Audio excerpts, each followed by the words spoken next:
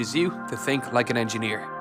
Last year, there were over 4 billion passengers in airlines around the world, a figure that grew from about 2.5 billion just 10 years earlier. The airline industry is big business with a total revenue of $834 billion expected in 2018. With this kind of money for the taking, governments and private companies want to get their share by designing an airport that can facilitate and encourage air traffic to pass through it.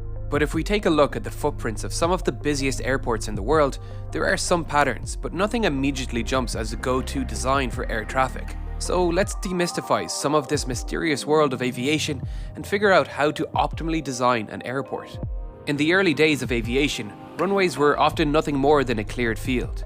The Wright brothers chose Kitty Hawk, an isolated strip of beach, because it had plenty of space and, more importantly, strong winds to help their plane get off the ground.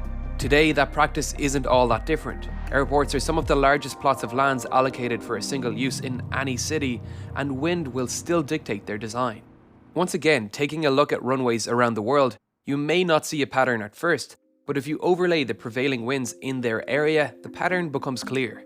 Most airports in the northern hemisphere are aligned east to west, which coincides with the most consistent wind directions.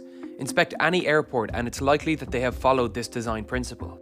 This is done to take advantage of the wind, just as the Wright brothers did all that time ago, because a head-on wind adds extra lift, reducing the power required for takeoff and reduces landing speed. It also maximizes the operational hours of the airport in windy conditions.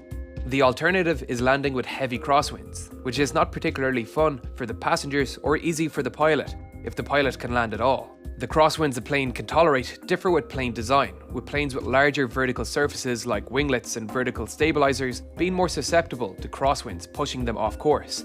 A typical plane like a Boeing 737